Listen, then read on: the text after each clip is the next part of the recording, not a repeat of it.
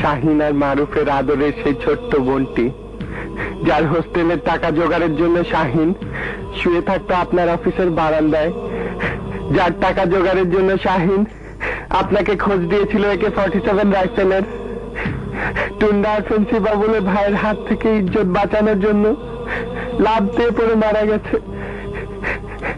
ইজ্জত বাঁচানোর জন্য মরেছে স্যার।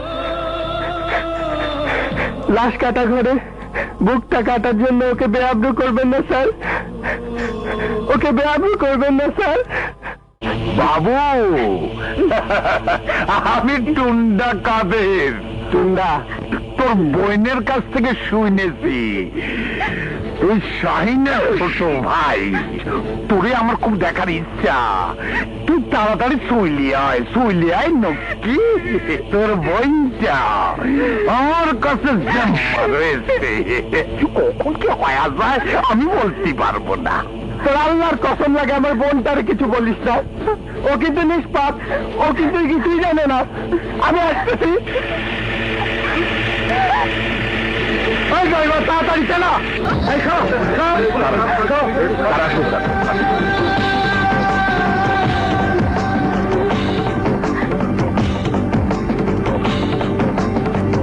তাড়াতাড়ি চালা, নাহলে গুলি করে দিলাম।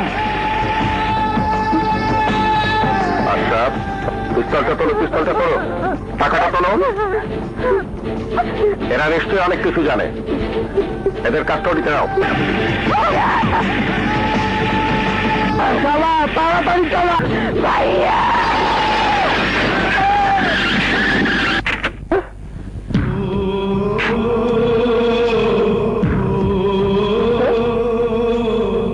রূপালী, রূপালী, রূপালী, রূপালী, রূপালী, রূপালী, রূপালী,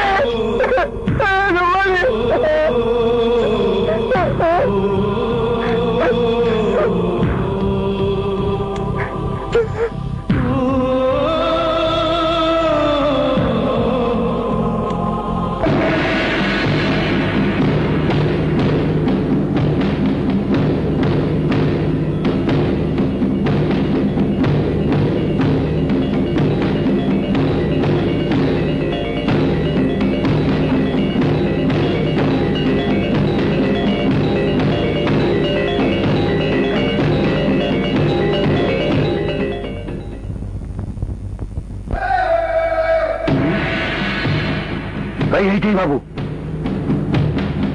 কাদের ভাই, বাবু আইছে। কই রে বাবু, আয় এদিকে আয়।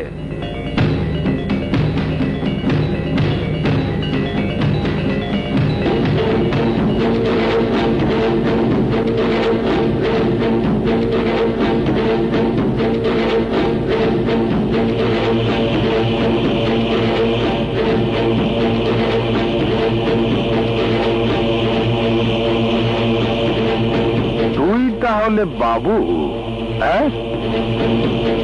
এই তুই তো ছেলে মানুষ, সাধারণ চেহারা, তুই এত ভয়ঙ্কর হলি কি করে?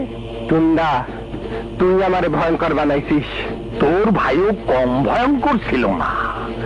আমার কথা শুনে সে কি চিৎকার মেরেছে। আমিও ওইখানে একটা গুলি করেছি, তো গুলি খেয়ে সিটকে এখানে এসে পড়েছি, তারপর দুলতে মরেছি। আমার বোনটারও মারলি?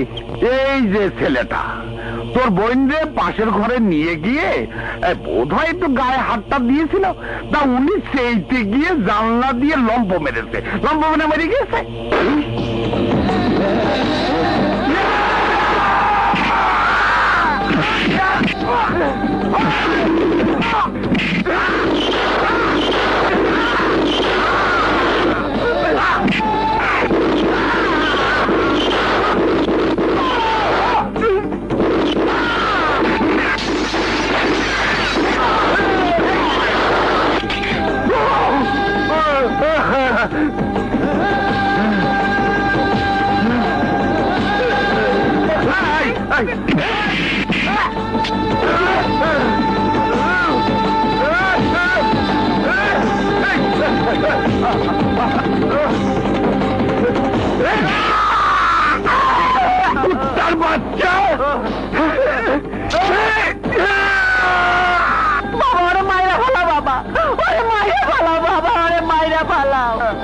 বাচ্চা, তুই আমার জীবনটা শেষ করে দিছিস।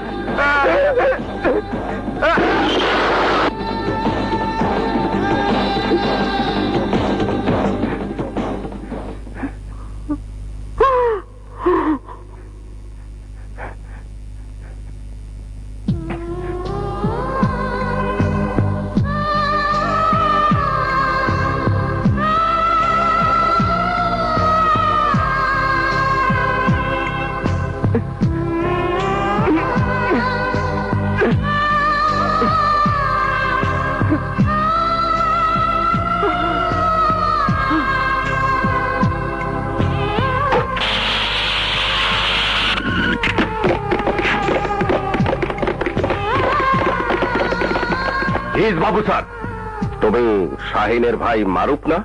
আমি ঢাকা শহরের শীর্ষ সন্ত্রাসী বাবু। আজও 5টা খুন হয়েছে আমার হাতে। অস্ত্র তাক করে থাকবেন না স্যার, অর্ডার দেন, গুলি করে ঝাঁঝরা করে দিক আমার বুক, শেষ হয়ে যাক শীর্ষ সন্ত্রাসী বাবু। তোমার কাঁধে কার লাশ? শাহিন আর মারুফের আদরের সেই ছোট্ট বোনটি, যার হোস্টেলের টাকা জোগাড়ের জন্য শাহিন শুয়ে থাকতো আপনার অফিসের বারান্দায়, যার টাকা জোগাড়ের জন্য শাহিন আপনাকে খোঁজ দিয়েছিল AK-47 রাইফেলের। টুন্ডা ফেন্সি বাবুলের ভাইয়ের হাত থেকে ইজ্জত বাঁচানোর জন্য লাভ দিয়ে পড়ে মারা গেছে। ইজ্জত বাঁচানোর জন্য মরেছে স্যার। লাশ কাটা ঘরে বুকটা কাটার জন্য ওকে বেআব্রু করবেন না স্যার, ওকে বেআব্রু করবেন না স্যার। হসপিটালে যখন আমি তোমাকে প্রথম দেখলাম, তখন তুমি ছিলে সুন্দর মনের একটি ভদ্র ছেলে। হ্যাঁ স্যার, তখন আমি ছিলাম মারুফ। কিন্তু সাজুকে খুন করলে কেন? স্যার, সাজুকে আমি খুন করিনি। করেছো, এবং তার যথেষ্ট প্রমাণ আছে। আমি আপনাকে সব বলবো স্যার, কিন্তু বলার আগে আমার একটা কথা আছে স্যার। বলো। ওই মেয়েটা কিন্তু সম্পূর্ণ নির্দোষ। ওকে কেন ধরে এনেছেন? ও যে নির্দোষ তা আমিও জানি, কিন্তু ও বলছে কাবিলাকে ও খুন করেছে। কোর্টে দাঁড়িয়েও নাকি এটাই বলবে। ও কেন বলছে তাও আমি জানি। তোমাকেও ভালোবাসে, তাই তোমাকে ছেড়েও যেতে চাচ্ছে না। স্যার, আপনি ওকে একটু বোঝান। আমি একজন সন্ত্রাসী, আমার ফাঁসি হবে, আমার সাথে ওর ভালোবাসা থাকতে পারে না স্যার। শাহিনের ভাই না হলে হয়তো তোমার জীবনটা এমন হতো না। আর শাহিন আমার কথাতেই AK-47 রাইফেলের খোঁজ দিয়েছিল। সেই হিসেবে আমার দায়িত্ব আছে তোমার উপর। আর মাত্র 6 দিন পুলিশের চাকরি আছে, এরপরে রিটায়ার করব। বিয়ে করিনি, ছেলে মেয়ে কেউ নেই। আমার রিটায়ারমেন্টের সমস্ত টাকা দিয়ে কোর্টে তোমার জন্য আমি লড়ব। স্যার, ইয়েস মারুফ স্যার, আমি আপনাকে কথা দিচ্ছি, একটা মিথ্যে কথাও বলবো না। আমি বলেছি মারুফ সাজুকে খুন করেনি। সত্যি স্যার, মারুফ সাজুকে খুন করেনি। শরীফ সাহেবকে আপনি চেনেন, তার বাসা থেকেই আমার নাম হয়েছিল বাবু। তার প্রয়োজনেই আমাকে দিয়ে তিনি সাজুকে খুন করিয়েছিলেন। তার ছত্রছায়াতেই আমি বাবু হয়েছিলাম। স্যার, তাকে আপনারা কিছুই করতে পারবেন না। তিনি আপনাদের ধরাছোঁয়ার বাইরে স্যার। এই কথাটা তোমাকে কোর্টে গিয়েও বলতে হবে। বলবো স্যার, চিৎকার করে বলবো। বলবে?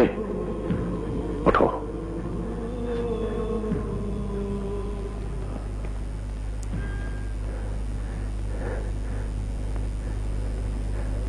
ওই দেখো। স্যার, ওনাকে অ্যারেস্ট করতে পারলেন? হ্যাঁ, ওনাকে অ্যারেস্ট করা হয়েছে। একটি আনন্দের কথা শুনবে মারুফ। সরকার প্রধান বক্তৃতার মাধ্যমে টেলিভিশনে ঘোষণা দিয়েছেন, অপরাধী সে যেই হোক, হোক সে আমার দলের লোক, হোক সে আমার আত্মীয়, হোক সে আমার মন্ত্রী, হোক সে যতই ক্ষমতাশালী, তাকে ধরুন এবং আইনের হাতে সোপর্দ করুন। এটা তারই ফলশ্রুতি। স্যার, এ কি স্বপ্ন? বাস্তব। বাংলাদেশের 14 কোটি মানুষ প্রতিদিনই এই স্বপ্ন দেখে স্যার। না, অন্ধকার নেই, কেটে গেছে অন্ধকার। আবার আলোকিত হবে বাংলাদেশ। থাকবে না দুর্নীতি, থাকবে না সন্ত্রাস। বাংলাদেশের কিশোর, যুবক, ছাত্র সমাজ, শুনে রাখো, তোমাদের কাউকে আর মারুফ থেকে বাবু হতে হবে না। নেই, অন্ধকার কেটে গেছে, আলো, শুধু আলো।